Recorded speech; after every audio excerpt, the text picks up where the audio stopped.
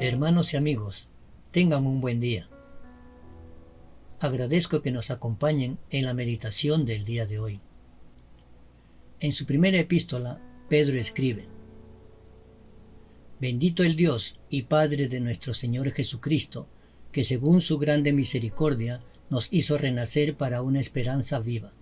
Primera de Pedro, capítulo 1, versículo 3. Estamos familiarizados con Pedro gracias a los Evangelios y al libro de los Hechos. No es necesario volver a reseñar el llamado del que fue objeto y sus trastabillantes pasos iniciales en el discipulado. Los invito a que lean los Evangelios.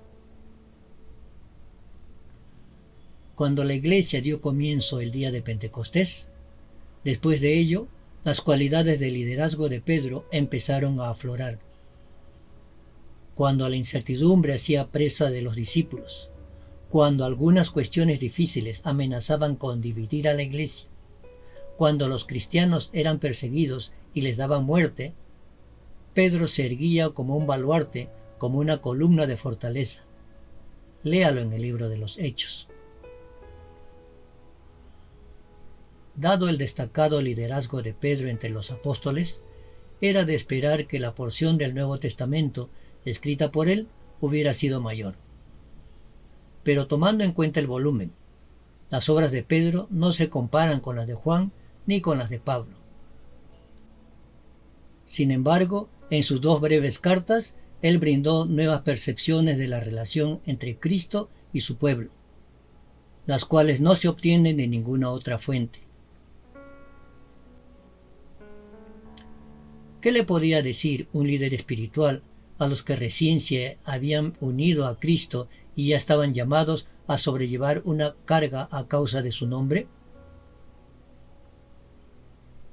Habían comenzado la nueva vida, aguardando con gozo la bendita esperanza, pero no habían tomado en cuenta que serían rechazados por sus vecinos, se les acusara de crímenes y se les llevara a comparecer ante oficiales de la ciudad. Lo más probable es que algunos fueran azotados y que a otros les diera muerte. Pedro se refirió al hecho de que la fe de ellos estaba siendo probada con fuego. Él escribió: Aunque ahora, por un poco de tiempo, si es necesario, tengáis que ser afligidos en diversas pruebas, para que sometida a prueba vuestra fe, mucho más preciosa que el oro, el cual aunque perecedero, se prueba con fuego. Primera de Pedro, capítulo 1, versículos 6 y 7. Y en capítulos más adelante: Amados, no os sorprendáis del fuego de prueba que os ha sobrevenido, como si alguna cosa extraña os aconteciese. Primera de Pedro, capítulo 4, versículo 12. Primeramente, Pedro apeló a la esperanza, una esperanza que vive porque Jesús vive. Pedro les recordó a los cristianos de la grandeza de la salvación que ellos poseían, que habían sido redimidos y santificados, que habían nacido de nuevo para una esperanza viva, viva porque Cristo reina como Señor viviente, y que Jesús había de manifestarse por segunda vez. Pero ¿quiénes son los que pueden participar de esta esperanza viva? Pedro dijo que eran los que habían nacido de nuevo los que participaban de ella. Pedro no estaba diciendo nada diferente de lo que Jesús le había dicho a Nicodemo unos 35 años atrás. ¿Y qué es esta esperanza viva en la cual los cristianos han fijado su mirada? Pedro dijo que es una herencia celestial, incorruptible, incontaminada e inmarcesible. No se corrompe, no se contamina, no se marchita.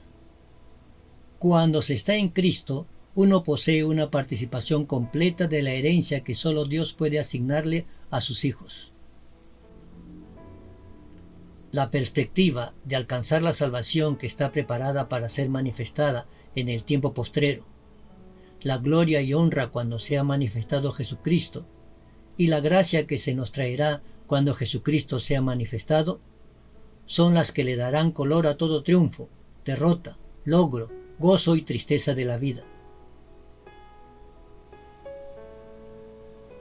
¿Qué más podía decirles Pedro a cristianos que sufrían por causa de su fe? Lo segundo es que Pedro les diría que el gozo vive a pesar de la tribulación. Aunque el apelar a la esperanza parecía natural, el gozo difícilmente tendría cabida. No obstante, Pedro no se midió en su recordatorio del gozo que ellos tenían en Cristo. Aunque parece redundar, sin embargo, transmite bien el mensaje original del griego cuando expresa: en lo cual vosotros os gozáis con gozo indecible y lleno de gloria. ¿Cuál era el motivo de todo este regocijo? Lo que Pedro expresó en esencia fue esto: el Hijo de Dios os ama, y vosotros habéis llegado a amarlo. Él os ha dado su vida para redimirnos del pecado. Aunque ahora estáis sufriendo, estáis recibiendo el fin de vuestra fe, que es la salvación de vuestras almas. Y en efecto, podéis regocijaros con gozo indecible. Un concepto equivocado que se ha infiltrado en nuestro entorno es la idea de que a la gente buena siempre le suceden cosas buenas. Ella expresa que la persona fiel puede estar segura de que sus hijos serán obedientes y respetuosos, que él tendrá un auto último modelo y que los pagos de su hipoteca serán manejables. Yo desearía que tal modo de pensar fuera verdadero, pero la gente a la cual Pedro se dirigió estaba padeciendo. Había algunos a los que les habían confiscado sus propiedades. Había otros cuyos hijos les habían negado y denunciado. El apóstol les expresaba: no permitáis que las circunstancias os priven de vuestro gozo. El galardón supera con creces el trastorno sufrido. No hay duda de que Cristo nos da que vivamos la mejor vida posible en este mundo, pero una manera como lo hace es guiando nuestros pensamientos en dirección de lo eterno. En medio del dolor había razones para el gozo y el contentamiento. Pedro no solo les diría en qué pensar y cómo debían sentir, sino que también cómo deben actuar. Vivan de manera que nadie los podrá acusar. El cristiano tiene dos medios por los cuales hacer que el mundo preste atención a las buenas nuevas: un mensaje y un estilo de vida. De hecho, ambos son inseparables, pero el mundo halla más fácil ignorar el mensaje del cristiano que el estilo de vida de éste. Pedro en esta oportunidad les diría: no debían darle a los incrédulos razones justas para que éstos los odiaran. Debían ser de buen corazón y buenos, devolviendo bien por el mal que les estaba haciendo.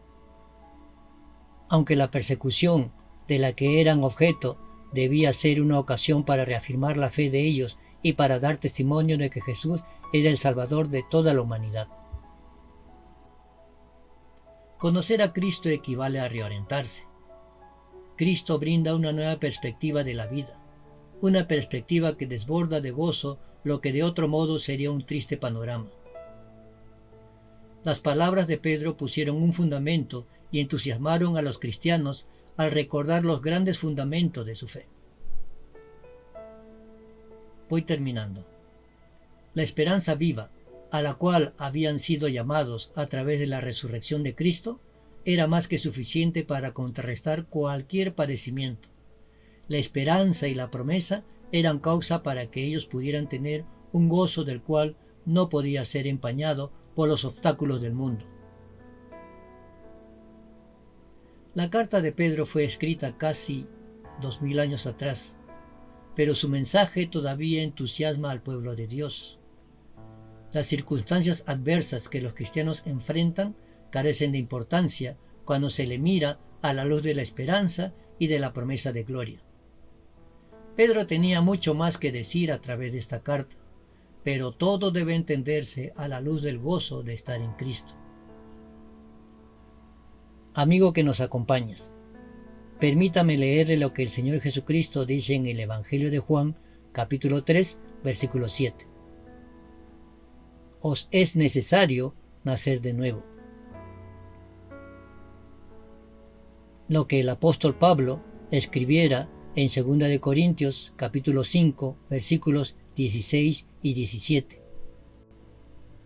De modo que si alguno está en Cristo, nueva criatura es. Las cosas viejas pasaron. He aquí todas son hechas nuevas.